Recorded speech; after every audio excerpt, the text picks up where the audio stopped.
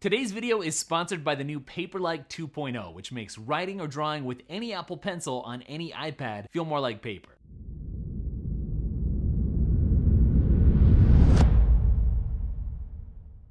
Hey, it's Chris, and I got good news for you.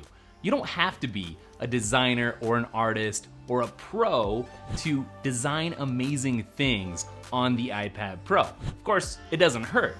But in this video, I'm gonna show you 3 apps that literally anybody can use to create amazing things on the iPad Pro. And then in the second part of the video, I'm gonna show you 3 more apps that are kind of more pro that you can either graduate to or you can even start playing around with right now. If you like Apple, if you like tech, make sure to check out the Dailytekk After Party, our podcast. And then if you really like this video, if you really like this channel and content, you wanna say an extra thank you, there's a link where you can buy me a coffee down in the description too. All right, so in this first part of the video, I wanna talk about some tools that are very approachable, yet will still give you professional output. And you gotta keep in mind, like, I used to be a graphic designer. That's what I went to college for.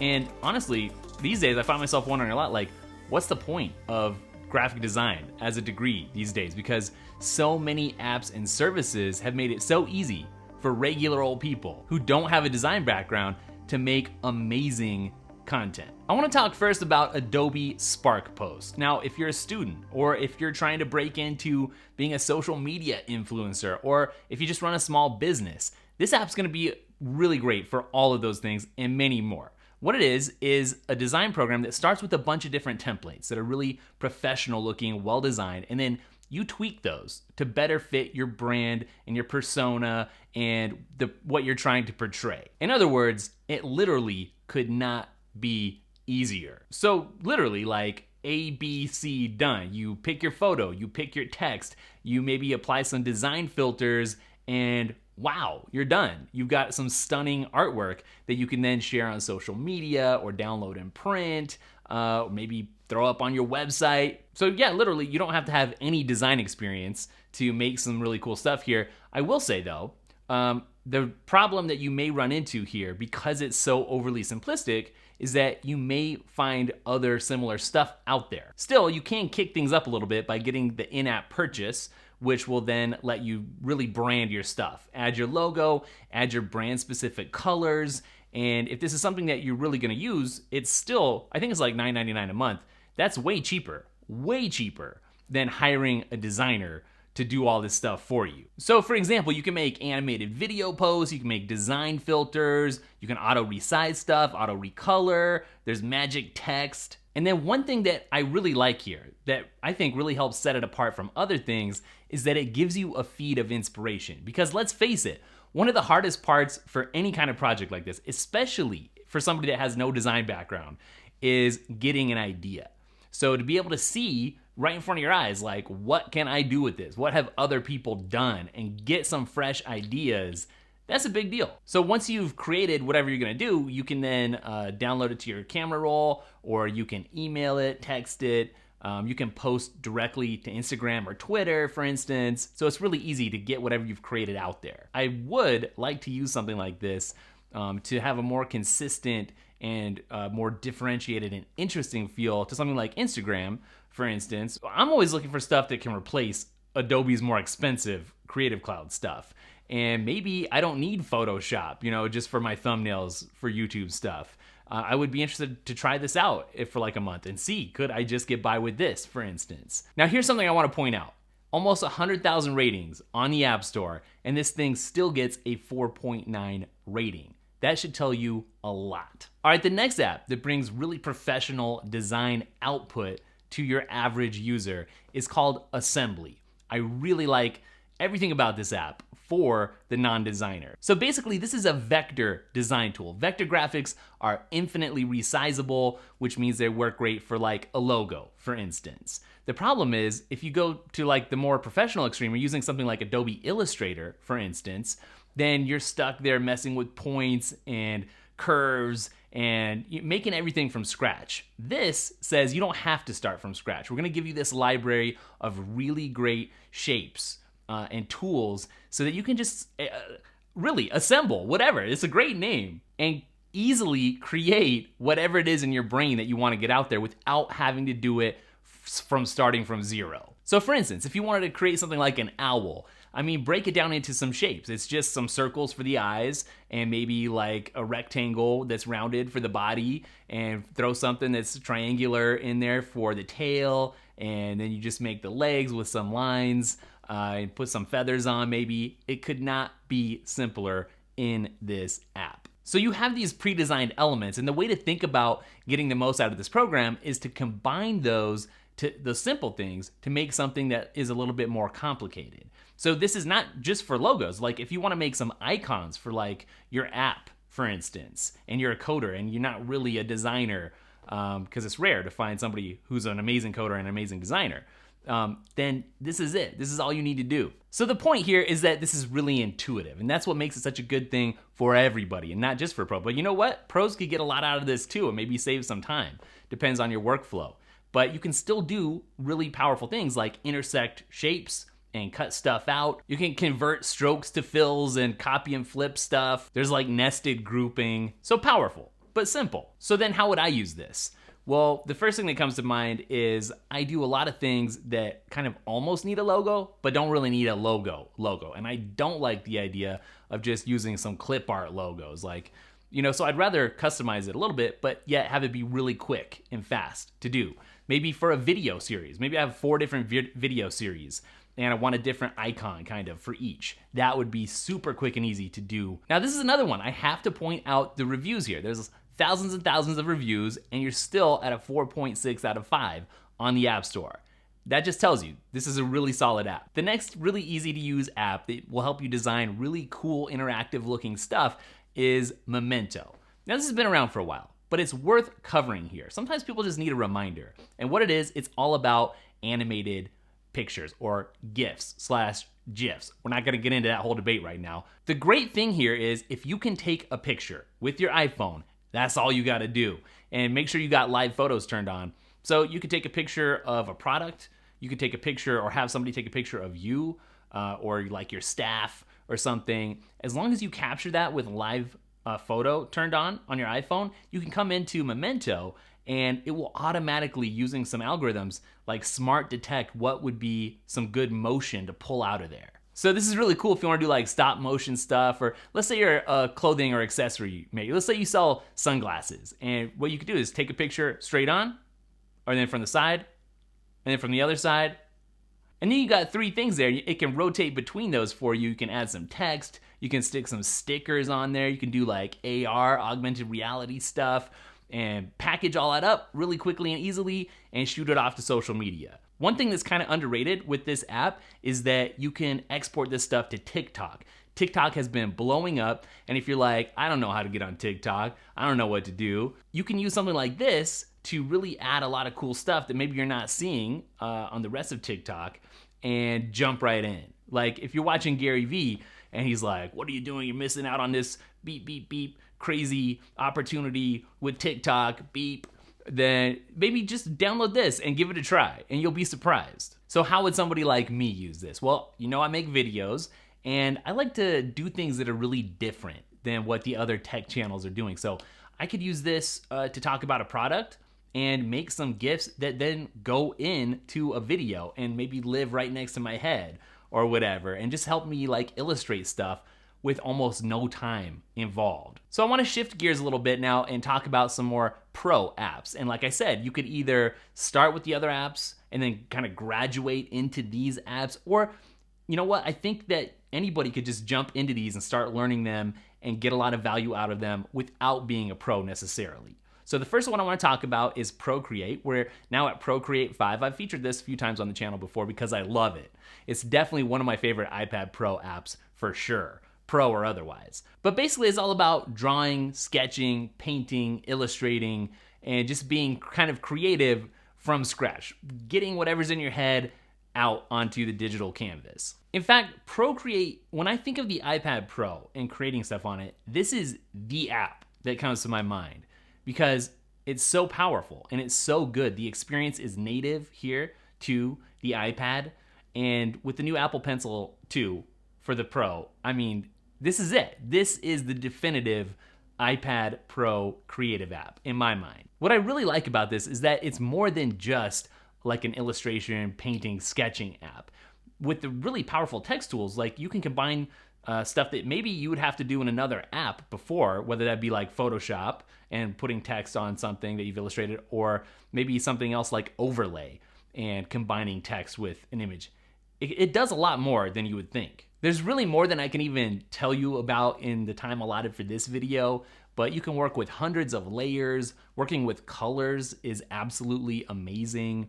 You can import fonts, you can create fonts. Now, this app is really powerful, even for people with zero artistic or design skills. The way that they put it is that you can experience superpowers, and really it's kind of like that. They have quick shapes, they have streamlines, there's drawing assist and color drop. There's all these iPad specific tools that they've made that make it so easy to make stuff. So you can draw perfect circles super easily, perfect lines super easily. Now, I use this all the time. I made a really, really great line art backdrop for the green screen once, and it was inspired by a trip to the Denver Art Museum, and which is really angular. I guess these days you could say like the new Tesla Cybertruck. I mean, just hold down on a point and draw and just hover there for a minute and it'll snap into a perfect line. And from there, it's just a matter of combining things. You've seen these drawing tutorials where a face gets broken down into like a big oval, and then your eyes are just kind of like smaller ovals, and everything's just a shape when it comes down to it. So what you can do is kind of build out something that you can then go back and sketch over to really create something a lot more professional. When it comes to like actually needing to sketch something, this is my go-to app, and I'll get in there and I'll design like a prototype that I might want to share with an accessory maker. That's something that I've done recently. The next app that I want to talk about is Affinity Photo. What it really feels like to me is the current best alternative to Adobe Photoshop on the iPad, which is ironic and kind of funny and silly and weird because we actually finally, Adobe shipped the real Photoshop for iPad, and it landed with a thud, and everyone was like, it's missing all these features, and to be fair, Affinity Photo isn't perfect either, but it's powerful enough that it can just about replace, for most people, I'm gonna say probably for 92.7% of people who do design stuff and would use Photoshop, this is gonna be able to replace it for you. So for instance, this is metal accelerated. It's really optimized to work on the iPad with really fast performance. So you get live real-time editing, you have massive image support, like 100 plus megapixels, you can pan and zoom live at 120 frames per second, which is crazy. And you can actually open, edit, and save Photoshop PSD files, which is cool. But you got RGB, CMYK, grayscale, and lab color spaces, got full 16 and 32-bit channel editing. And then you can do all the stuff that you need to, like PNG, TIFF, JPEG, GIF, SVG, EPS, blah, blah, blah, blah, blah. So being a powerful app means you really need good layer control. You got unlimited layers here. You have adjustment layers. You can mask stuff. You can apply live effects, which means you'll see what you're doing as you're doing it and decide that you like it, want to keep that change or not, right on the fly. A lot of what people do in Photoshop revolves around selecting stuff and maybe cutting it out and refining those edges.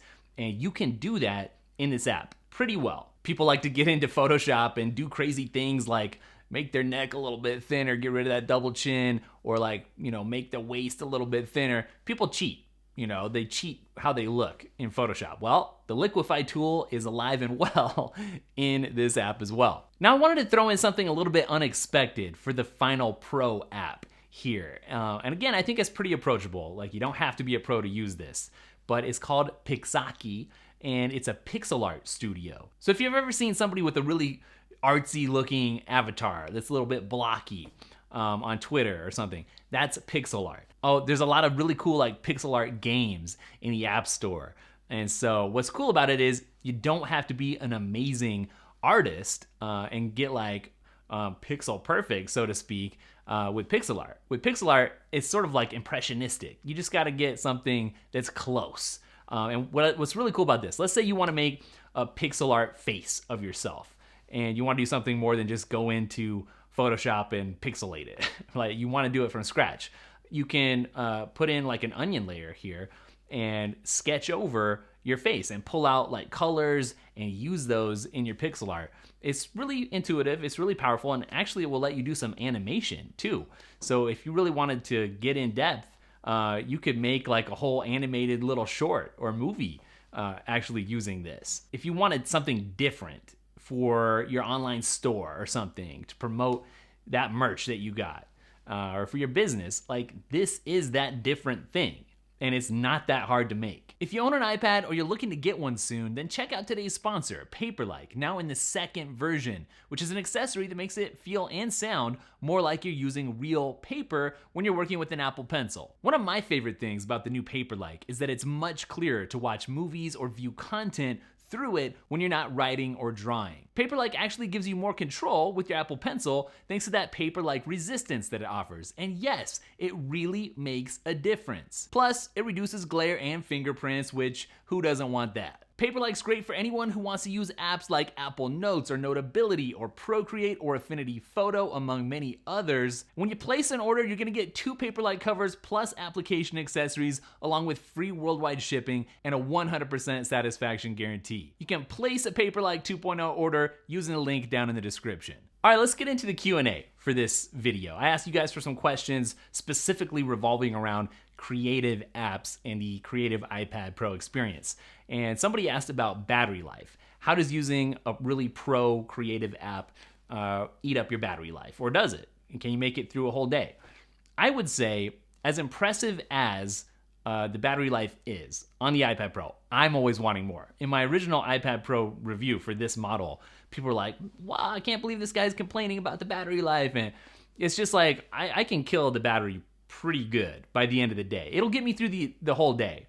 But if you're doing something, whether it's, taking notes even, but using that Apple Pencil a lot, or actually like sketching and really creating a work of art, like a masterpiece, it's gonna get you through the day for sure. But you end up in that red zone of below 20%, at least I do, if I'm using it really heavily throughout the day. So could be a good idea to bring along at least an extra portable battery. The next question is almost more of like a complaint / plea for help. Somebody was like, I can't really Photoshop stuff on the iPad Pro. It's like too hard to place text over images and my logo and stuff. And I understand, like I feel the pain because like I was talking about, traditionally I'm used to Photoshop on the Mac. And that's what I've been used to all these years.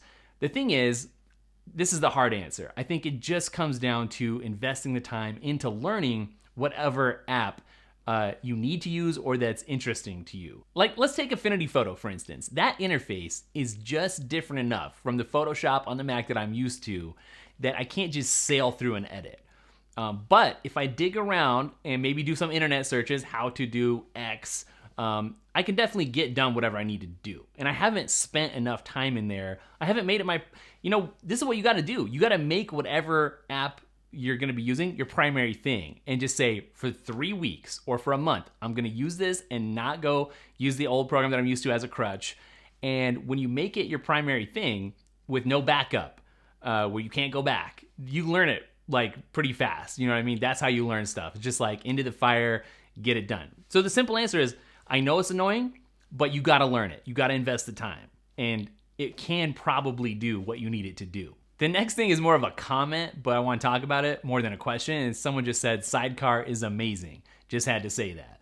And yeah, it really is. Now, they were specifically talking about Sidecar in Illustrator, but Sidecar with anything is amazing. So let me tell you about my setup. It's changed a little bit even since the setup video that I made not long ago, which is like a creative person's dream setup. If you haven't seen it, make sure to check it out. So what I've got going on right now, MacBook Pro right in front of me, iPad off to the left running Sidecar, and then the 49-inch ultra wide above those. And so I've got a triple monitor setup happening right now. The funny thing is somebody commented like, oh, no, scientifically that doesn't work. You can't multitask like that. And it's like, dude, that is what I use. I do that every single day. Every time a video gets made, it was made using all that screen real estate. And so people are different and people need to understand that. But Sidecar is so good. Lately, in conjunction with the iPad, I've been using it like this. I'll like draw up some notes. Like for this video, I made up a sketch, like sketching out what I wanted to talk about and cover and how it should be broken down for this video. And I did that on the iPad using the Apple Pencil, just in Apple Notes. And then when I got back to my desk, fired up Sidecar, had Apple Notes open on the iPad, got that note out, put it full screen, put it over on my Mac. And so I was able to reference those handwritten notes, which sometimes it's just easier to do something handwritten. Reference those, but then type up on the iPad using Sidecar, like the formal outline for this video. So that's something that I just couldn't do without Sidecar, and I love that. And speaking of Sidecar, somebody's like, how do you use the touch interface with Sidecar for like creative apps? Well, here's the thing. Let's say you've got Photoshop running on your Mac, and then you load up Sidecar, which is really cool. So if you have like a chair in your office or your dorm room or wherever you're at, or maybe like a couch, you can load up Sidecar with Photoshop, head over there, and just like lounge. You can lay down or just sit in a more comfortable chair than just at your desk, and actually have the full Photoshop, real Photoshop, not even the Photoshop that's supposed to be the real Photoshop on the iPad, the Photoshop on your Mac running on your iPad in Sidecar. And so you're not using your fingers to interact with that like you might think. You are going to be using the Apple Pencil, and that's going to act as your mouse. But expect to use your Apple Pencil and not really your fingers. The last question has to do with video editing. Somebody's like, I'm just waiting for something with better multicam support. And to be honest, I don't know if LumaFusion has multicam support or not. That's the most professional app on the iPad. So if it doesn't yet, then yeah, you're kind of out of luck. You could do the same thing with Sidecar, where you load up Final Cut or Adobe Premiere or whatever, just use it in Sidecar, but that's not really the same. Like, you can't do that if you're going somewhere else. It's not where your desk is, your main desk. Now, I've said it before, and I'll say it until it happens. I believe that it is going to happen. I hope so. I want it to. Apple needs to bring Final Cut Pro to the iPad. I don't think it's going to cannibalize. Like, you have people that need to use the Mac Pro and expand it to the $20,000 setup that it can be with two $6,000 monitors. You have those people, and those aren't going to change. And then you have some other people who would really benefit from Final Cut Pro on the iPad, because Adobe's doing what they're doing in their space. I don't think they're going to bring actual Adobe Premiere to the iPad Pro. They're going to have Adobe Rush and Adobe Spark Video and those kind of things. But Apple, it's within their power, because it's their device, to bring Final Cut Pro to the iPad. And I really can't wait for the day. It will be a whole new device for me if they could do that. With all of they don't want to do the Photoshop thing where they're like, we're bringing Final Cut to the iPad Pro, and everyone's like, yes, finally, and then it comes and it's missing 75% of the features. They can't do that. And maybe that's why it's taking so long to happen. You can only hope, right? All right, that's it for this video. I tried to wave my arms around less because everyone's like, oh, it's making me dizzy and giving me anxiety. They're like, don't gesticulate. I can't help it. I didn't even know what that word meant. I had to look it up. That's what I do, but I tried to tone it down this video, so let me know. Was that better? Was it worse? Do you miss the old Chris with the arms flying around? If you're not following me already on Instagram and Twitter, it's Dailytekk, spelled Daily Tekk, in both of those places. Don't forget to check out the podcast. Don't forget to check out the Clips channel. There's a lot of important stuff happening over there that I don't want you to miss out on. It's all linked up down below, and I'll catch you guys in the next video. Later.